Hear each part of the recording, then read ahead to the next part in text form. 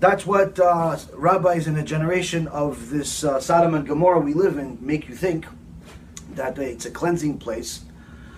But there's not a single source in the Torah that says that.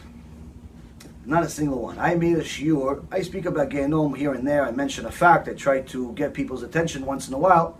But I actually, because my dedicated students asked me for a specific shiur about Gehenom for a couple of years, eventually I did one. And the reason why it took me a while to make it is because it's a very, very difficult subject, because the nature of Gehenom is incomprehensible to people.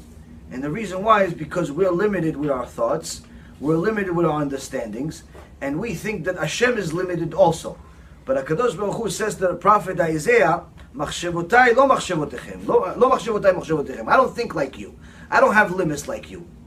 Meaning that we think that HaKadosh Baruch Hu is all-loving, and because He's all-loving, the punishment has to be limited. Meaning that because He loves us, because we're His children, because we are created in His image, because He wants the best for us, therefore, if we ever deserve a punishment, that punishment must be limited to maybe a year, or a few months, or something like that. There's no way that He will give us an eternal punishment. That's the mistake. The mistake is that we think He thinks like us. If we look at the Gemara Masechet Rosh Hashanah, if we look at the Gemara Masechet Sanhedrin, if we look at the Masechet Shabbat, if we look at the book of Isaiah, the last verse, if we look at somewhere in the neighborhood of about maybe, I'd say 150, maybe 160 sources that I mentioned in that shiur about Gehenom, within the first 5 minutes, you realize that everything and anything you've ever heard about Gehenom is completely fake.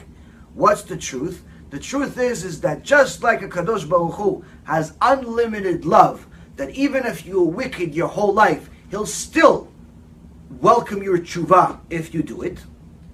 Because He has unlimited love, He also has unlimited wrath. Meaning that if a person doesn't do tshuva, the punishment is just as bad as the reward would have been. The punishment is eternal, just like the reward is eternal. Some people's punishment are obviously not eternal. It depends what kind of sins you make. For example, if somebody steals, they have a certain punishment. But if somebody murders, they have a bigger punishment. But if somebody violates Shabbat, it's not even just a punishment. This is eternal punishment. Why? Because violating Shabbat on purpose, meaning not dying without doing tshuva for Shabbat, somebody driving on Shabbat their whole life, somebody working on Shabbat their whole life, somebody simply caring less about Shabbat, a person like that dies, or Mashiach arrives, that person goes to Gehenom and doesn't come out. Reason why is because HaKadosh Baruch Hu says, if you do not keep Shabbat, you in essence are saying, I don't believe in God. And if you don't believe in God, then I don't want to see you. I'm in Gan Eden. You're not going to say, I can't have you at the Gan Eden, so you have to go somewhere else. Where do you go? You go to Gehenom. Well, in Gehenom is lots of fun. There's 7 places. So, point being is that the people that tell you that it's a cleansing place, or they call it a washing machine, or they call it or there's one heretic that calls himself a rabbi, says that really there's no such thing as Gehenom. It's just that your soul goes to a place, but it doesn't know how to be a soul. Your soul doesn't know how to be a soul, so it's confused for a month. It's confused for a month, but after a month it learns what being a soul is. There's actually a rabbi that says this. And he puts this on the internet too. He says it on a regular basis, and he has thousands of followers. There's not a single source in the Torah that agrees with him. He just creates this out of his thin head. Now when I spoke to his son, I said, why is your father lying? Why is your father lying? If you're not comfortable talking about Gehenom, don't talk about it. Talk about Gan Eden, talk about other things, but don't lie to people. You know what his response was? So what if he lies a little bit? This is what he said. So what if he lies a little bit? Look at the results. I said, what? The tzedakah that you guys get? The buildings you're building? That's the results? We need Baalei Tshuva. We need people to do Tshuva. Yeah. Oh, yeah, really? Oh. We need that. We need people to do Tshuva. So, Rabotai, if you're going to live a certain lifestyle, if you're going to live a certain way, be a smart person. Make sure you verify all the things you believe in. Don't be one of these fools that has blind faith for no reason. If somebody tells you there's eternal Gehenom, find out for sure. Maybe he's wrong.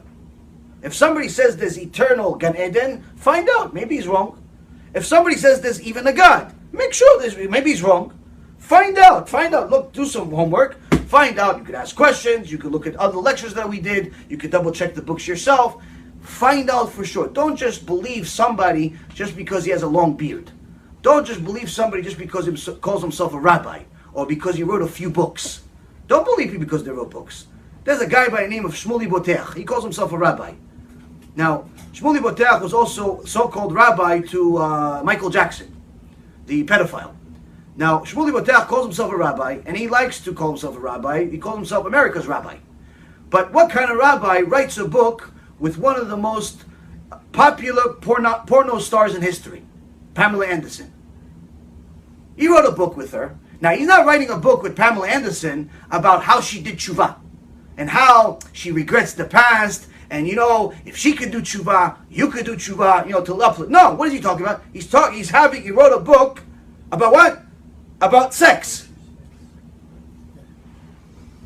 So, if anyone knows a little bit about how intimacy is such a holy and special subject in Judaism, and how you're not allowed to desecrate, and how you're not allowed to be promiscuous, and how you're not allowed to waste seed, and how you're not allowed to even be immodest, and so on and so forth, understands that even being friends on Facebook with such a person is not allowed. It's not allowed. Needless to say, write a book. Because when you write a book with such a person, in essence, what are you saying? Check mark to all of our work. She's good. In the name of Judaism. So, point being is, if anyone told you something, I recommend you say, do you have a source for that? Do you have a page number? Can I see with my own eye? They may not remember it off the top of their head. Not everybody has a good memory. But if they're worth their own salt, they're worth their weight in salt, well, they're going to know where to get it. So I don't have it now, but I'll get it to you by the end of the day. I'll get it to you by tomorrow. I'll get it to you by the end of the week. I'll get you the source. I forgot. I know somebody else that knows, but I'll get you the source. If they got you the source, and you see what they say in black and white, ashrecha, you can go with it. But if they say, no, some rabbi said it. Okay, who's the rabbi? I don't remember. Everything they just said goes in the garbage pail. Delete box. Why? It's sourceless. The Torah is very, very critical of people that say divrei Torah without bringing the source. Without bringing a source. Even more so, saying divrei Torah as if it's yours when it really belongs to somebody else. Like some other rabbi said it, but you're saying it as if it's your new insight. That's also stealing. You never dot. Point being is that if someone's going to tell you something, and you're going to base your life on that, you're going to base your future on that, you're going to base your marriage on it, you're going to base your present on that, you have to make sure you have some legs to stand on. And that's what I told somebody yesterday. We were talking about the cash advance business. And he told me that some rabbi told him that it's okay to be in it. I said, okay, well, the rabbi made a mistake either because he doesn't know the logistics of cash advance business, or he simply doesn't understand business at all, or you misspoke, or he has a very big yetzirah. I'm not sure, but either way, it's a mistake, one way or the other. But it doesn't make the rabbi bad. It just makes it's a mistake. So what I suggest, connect me with this rabbi, and I want to see what sources he used to say it's allowed, and I'll show him what sources it's not allowed. And then we can bring everything to any giant posek you want to bring it to. You bring it to the biggest poskim in the world. We go to Rav Mazuz. We go to the Rishon LeZion. We go to Rabbi Yitzchak Yosef. We go to any big posek, someone that's reputable, not the local posek in the community. What a big posek! We bring him all the facts.